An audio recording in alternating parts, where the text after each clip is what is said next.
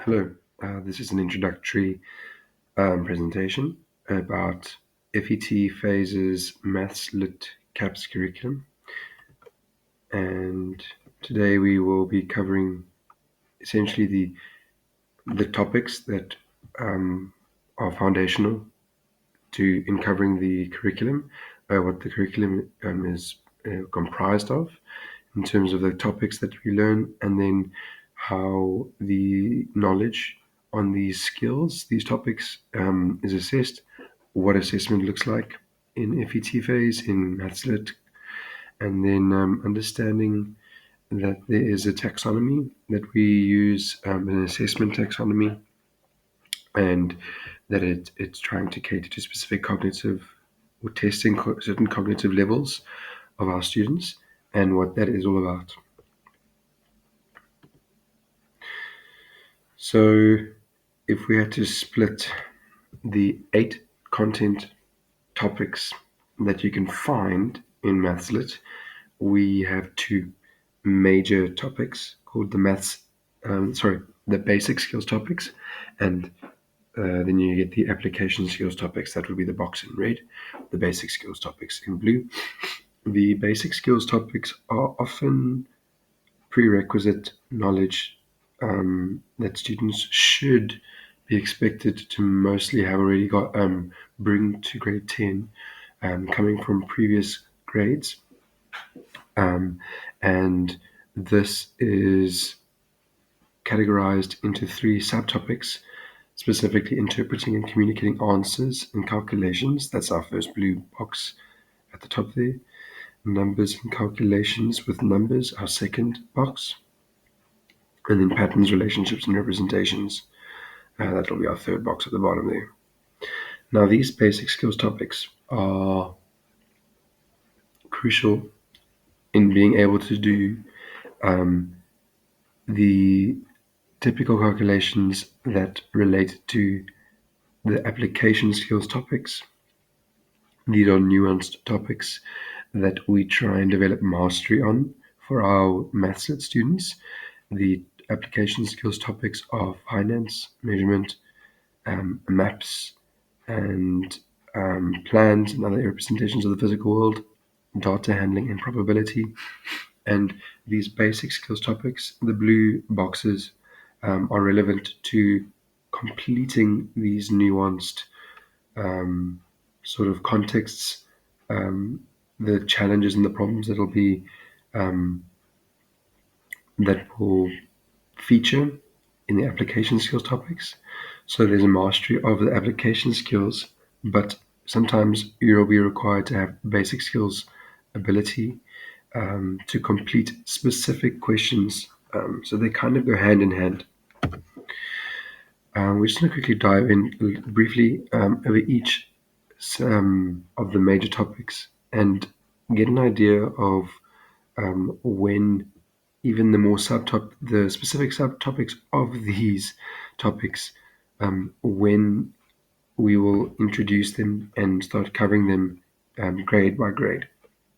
So as you can see here, grade 10, 11, and 12, every year we focus on the subtopics of interpreting answers and communication.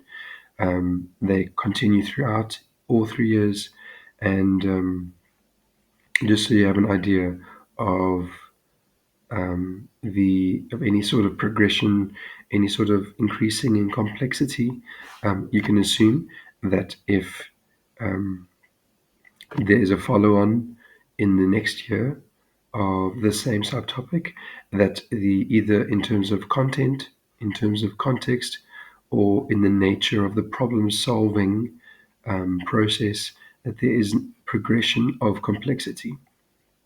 And that will apply to any of the subtopics in any of the major topics. In terms of numbers and calculations, another which is one of our basic skills topics, our major topics, we have all of these subtopics and also the progression through each of the subtopics is there, starting all in grade 10 all the way completing until grade 12. Patterns, relationships, and representations is our last basic skills topic. And then our subtopics here, there are 4.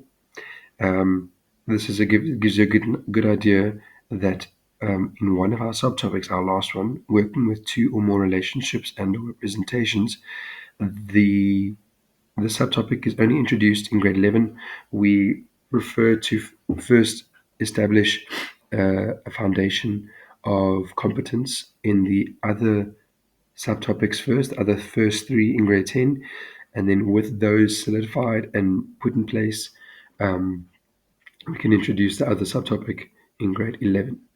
Um, if we jump to our first major application skills topic, the finance, you can see, just to give you a better idea of the kinds of subtopics we learn, we look at some financial documents, we understand how tariff systems work, just a very introductory sort of understanding how to navigate documents, um, and reading these types of things, a variety of budget related sort of topics, which is our income expenditure, and then interest, banking, loans, and investments, and taxation. These we start in grade 10, and we feel that, or at least in terms of the national curriculum, this has been decided that it's relevant to have this in place first, and then those all progress all the way until matric, and some other subtopics only begun in grade 11, and they continue into grade 12 as well.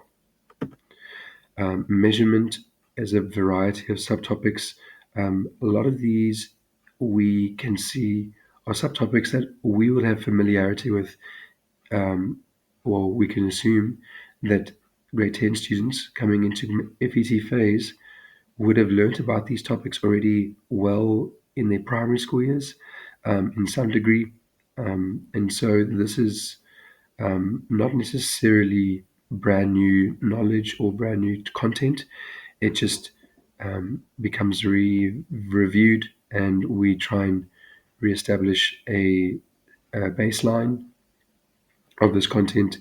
But a lot of it is very familiar, even if it's a bit out of touch for some students. The content is somewhat familiar, and it just requires some revision. And then we increase in complexity in terms of the content, how the contexts might become less and less familiar to students. We start moving away from household daily life contexts in grade 10, and then we start imagining workplace contexts, sort of challenges regarding measurement in grade 11. And in grade 12, anything goes in terms of contexts that are sort of global. And this sort of progression in context as one of our sort of ways of measuring progression and complexity, it applies in any and every majority of our context, in the majority of our topics, especially our application skills topics. Some application skills topics will have a clear progression in terms of context. Others will have a clear progression in terms of problem solving complexity. And others will just have a progression in terms of content, or what new content. If we jump back briefly to finance, here you can see there's a progression in content. We have cost price and selling price, um, starting in grade 11 and progressing into grade 12. Whereas taxation, one there in the middle, beginning in grade 10, and it progresses in terms of content all the way until matric. All right, let's continue moving forward. Maps, plans, four subtopics progressing from grade 10 all the way into grade 12, and then data handling, variety of subtopics starting in grade 10, moving all the way into grade 12. Probability, our last application skills topic, a small topic in general throughout all 3 years of FET phase. Grade 12, we have a subtopic that is introduced only in grade 12, but it's not necessarily foreign in terms of it's completely different to the other subtopics. It's just that it is a more complex version of a problem solving scenario, but it's based on all the other subtopics and having a foundation in those. Here's just a summary. if we had to take all of our major topics, our basic skills topics, our application skills topics, and we had to look at them in each year, grade 10, 11, and 12, how many weeks in total would be spent on these topics? And this is just a breakdown. Um, and you have the breakdown by topic, such as finance. In grade 10, we spend 7 weeks in general trying to cover finance content. In grade 11, we spend about 10 weeks. So you can see there's quite a jump in intensity and focus, almost a priority on finance. And then in grade 12, 9 weeks, but it's also the biggest topic that we focus on in matric. That's a nice example. And then the last bar is the total, and that should summarize a general amount of time available in the year in terms of weeks. But just so you have an idea of context of the whole year. All right, now let's actually delve more specifically into assessments themselves, and understand that assessments, um, it's not just an exam, yet it also includes exams. But every assessment, and we have a sort of a breakdown of assessments, but all of them, it's part of a. If we're to look at all the assessments that are out there, all of them combined, if we're to group them still as an assessment overall, it's a process that happens continuously, and it is very much something that is planned. And all assessments altogether collectively are for the sake of having a idea, a base of information about how our learners are performing. And if we're to, in terms of understanding how that information is sort of put together, it starts in terms of 4 steps where we collect evidence. We generate it and collect evidence. We evaluate that evidence of assess of the performance. We record that information and we analyze it, and we use that all to adjust our approach to teaching so that our learners have an adjustment in how they are learning. This is where we look more specifically into the two major categories of assessment: formal assessments and informal assessments. Um, we we understand that in how the curriculum was drafted and designed for MathsLit is that the questions and all the topics together, when we assess them, everything about our assessments ideally is extremely immersed within realistic contexts. Even ideally, we have our questions in the assessments that make use of data or situations that can be related or are actually taken from real life events or scenarios. And every assessment will have a composition of questions and tasks that the level of how much content knowledge learners must make use of. That's talking about our topics, our mathematical content knowledge. It can be a combination or integration of a variety of those topics being that the students must use to perhaps complete a certain question. Maybe some questions will just be making use of very much focused out of one topic, such as finances, and there's no real crossover or reliance on other topics to complete a question. But sometimes the questions can be quite integrated, and this can show you a varying of complexity. Assessments questions can be either fairly nuanced in terms of a topic or quite integrated. And in terms of assessments, sometimes our assessments can have challenging questions that extend just beyond mathematical knowledge, um, such as how to do a calculation, but also thinking about practical contextual knowledge about maybe the financial world, and may have an impact on how they must complete the question. So it's quite a assessments in maths that are quite based in contextual situations. It's a mixture of practical, streetwise sort of thinking meets mathematical proficiency. This is just a breakdown that we made, extrapolating it from our curriculum document. If you look at our CAPS document, this is more tabulated or put in a table. If we show it as a graph here, we have our informal and formal assessments. And if we specifically look at informal assessments, this is something that we can document if we desire to. Often our students' workbooks are a place where we can maybe have written evidence of things that get assessed, not information about our students that are assessed, but they are not required for reporting purposes.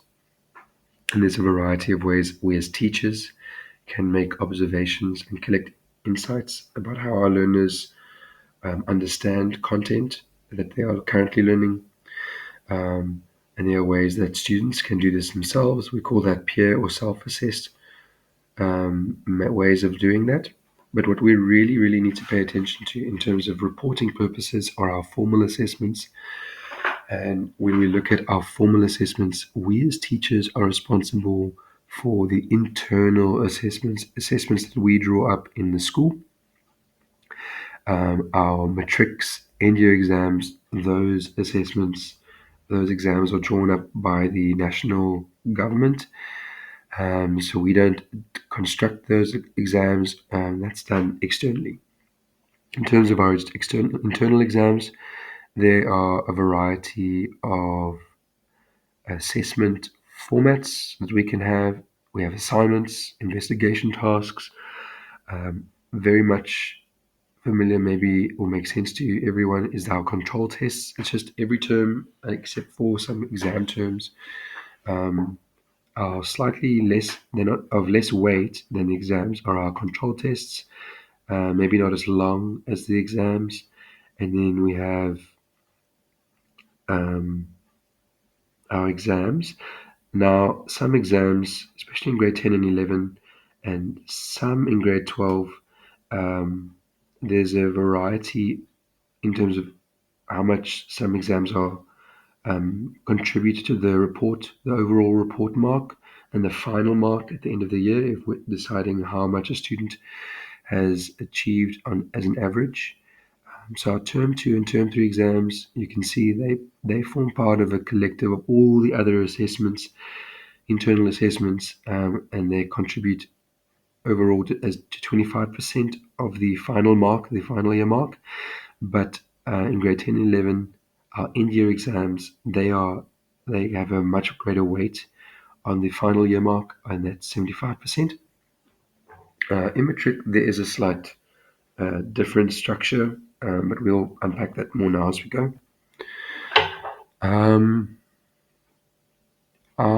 Let's just quickly, in terms of our internal assessments, we are going to look quickly at our assignments, investigation tasks, and our control tests. And then there's a little bit more to unpack with our examinations. In terms of our assignments, I suppose, and versus investigations, this is essentially throughout the year for grade 10 and 11, definitely. We have 4 terms, therefore, a person can have a combination of 2 assignments and 2 investigation tasks that must be completed, but a person can decide whether term 1 they want to do an assignment assessment or an investigation task assessment, and vice versa. So it's optional, however you want to arrangement in each term. But at the end of the year, we want 2 assignments and 2 investigations completed in grade 11 and grade 10. The difference between the two, this is something you can investigate more specifically if you want to pause in this presentation. If you're watching this as a recording, you can note that assignments are typically a mixture between in-class and out-of-class uh, assessment. So students can do this, typically majority of the time would complete this at home as homework over various several days, whereas an investigation is typically done in class and it's not something that gets done at home, but it's not necessarily strict in that regard. And with assignments, typically um, as it says here, the topic or section that has been covered in the class um, gets consolidated, um, or it's for applying an approach or method studied in class, but for a problem or challenge or question that is of a new context.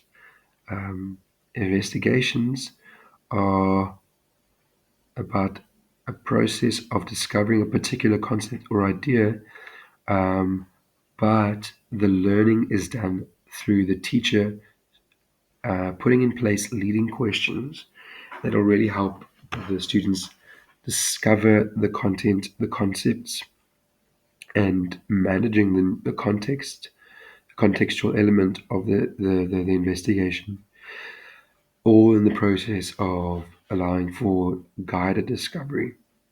Sometimes this can be include having data or resources that are necessary to solve the problem. Control tests.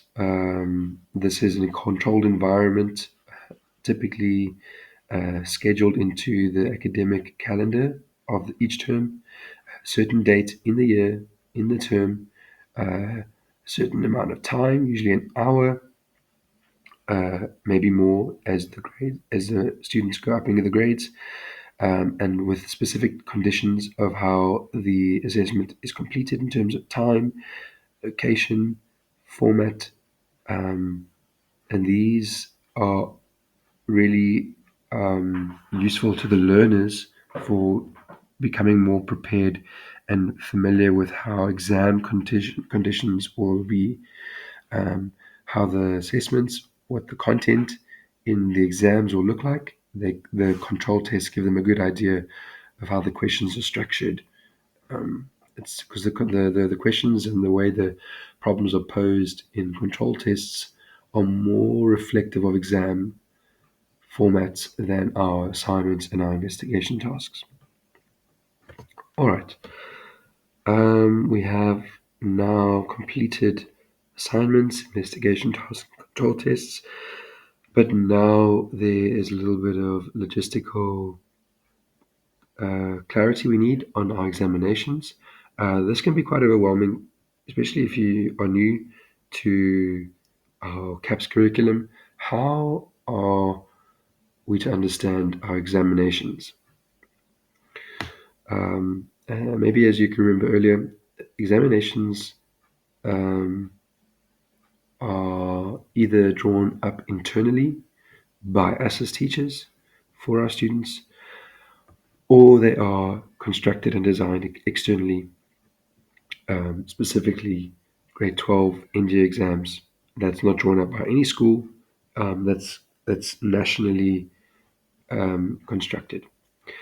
As far as it concerns us as teachers, uh, for grade 10, 11, and 12, in grade 10 and 11, we usually have exams in term 2 and in term 3. For matric, we have term 2 exams, and then typically term 3 are our prelim exams that really get our matrics sort of more in the mode in terms of the time length that they will experience in the end year exams and the full scope of content that they'll get in the end year exams. Term 3 exams, prelim exams are quite necessary for that. So unfortunately, our matrics have a lot of exams to write in their final year. but this gives you a good idea of how that all works. Um, and just to say that our grade 10s and 11s also have NG exams, so they write a term 2 exam and then an NG exam. 2 exams for grade 10s and 11s in the year, and matrics have 3. um, how many? Oh, okay. If we pause with our exams, all exams, whether internal or external, they let's say term 2, the students will always write 2 papers in that term for that exam period. There's a reason for this, and we unpack it a bit more. But just so you know, all exams, whether internally drawn up or externally, within the space of a week or two of one another, there are 2 exam papers in that term exam period. Um, all right. Just before we unpack a bit more about that last slide, we just pause here to really look at all of those different assessment formats: our assignments, our investigations, our controls tests, and our exams.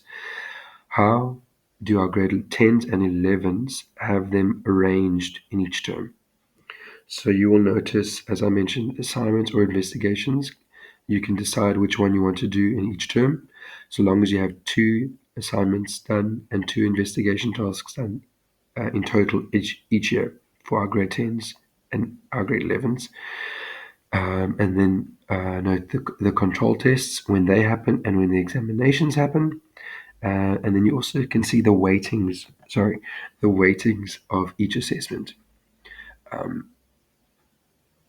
Just note that all of these term 1, 2, 3, and 4 assessments, except for the NG examinations, all of them per grade, they combine, they have, or they each have their own weighting that is distributed within the overall 25% weighting for all of these continuous assessments. We group them under continuous assessments, but within the 25%, each of these assessments has a specific weighting distribution.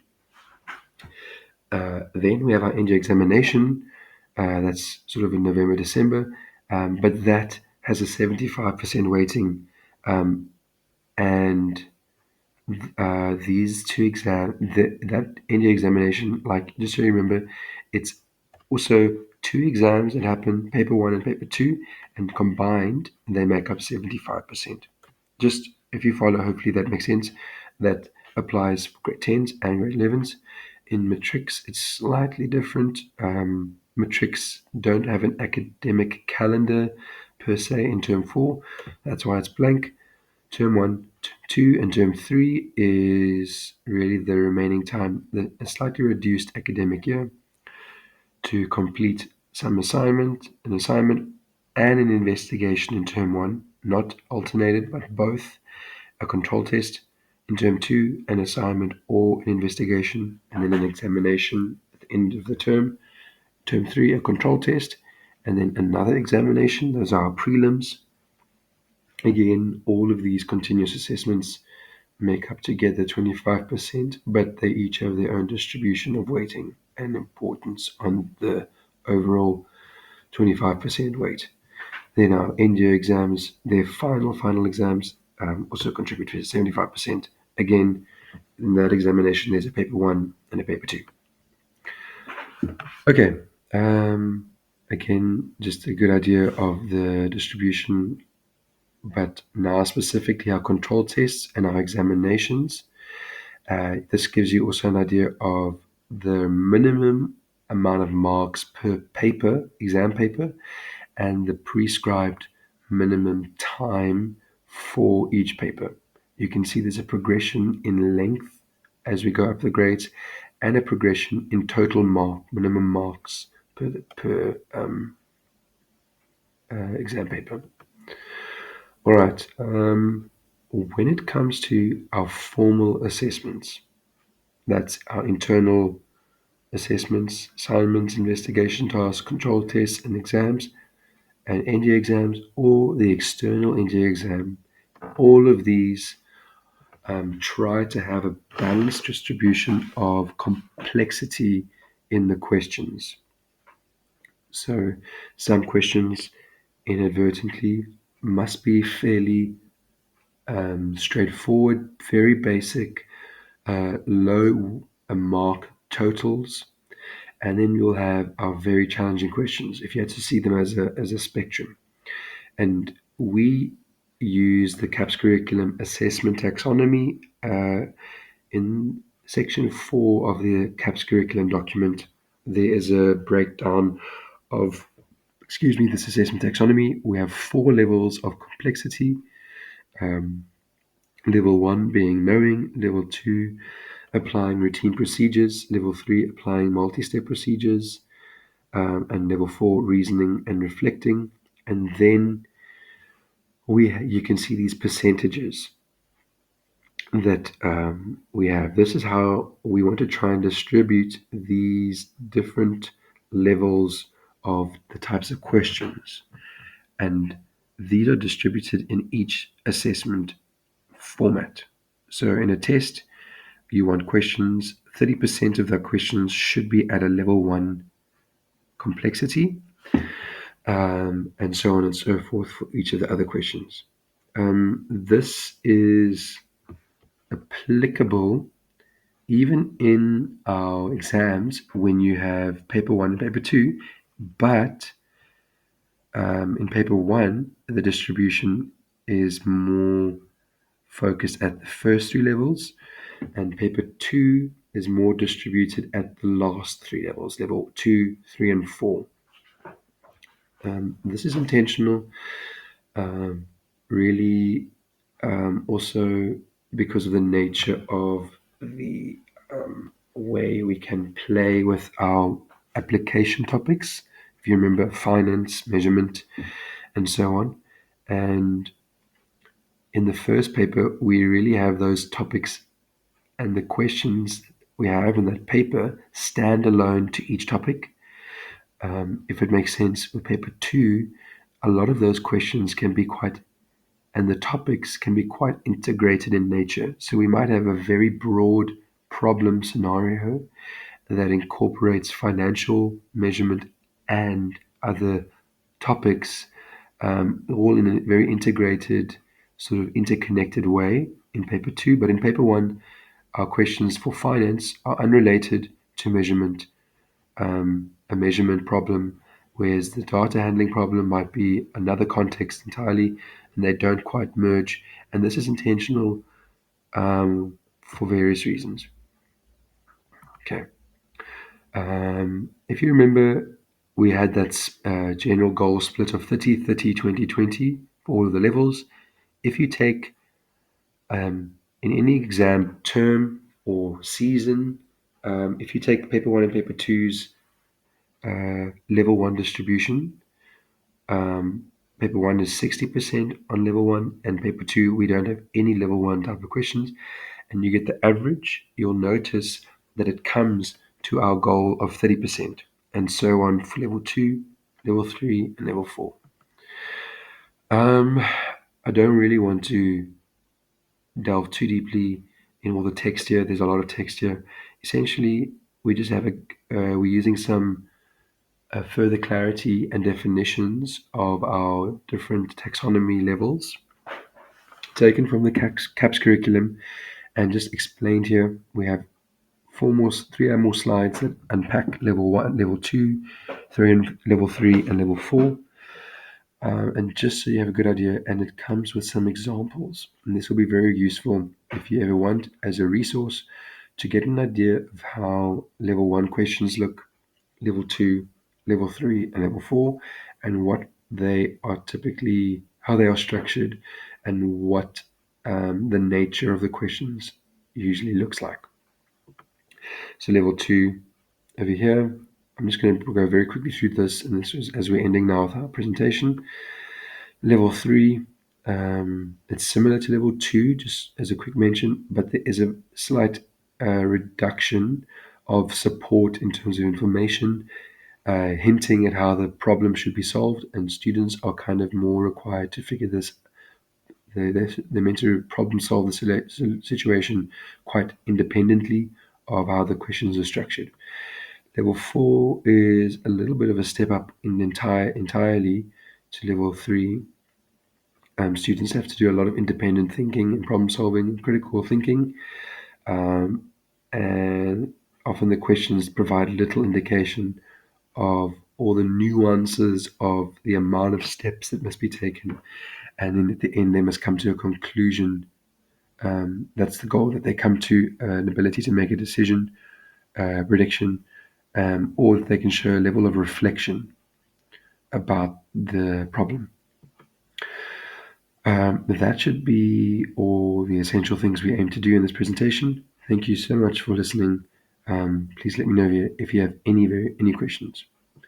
And again, all of this was sourced from the FET Phase Maths Lit curriculum document provided by the government. Thank you very much.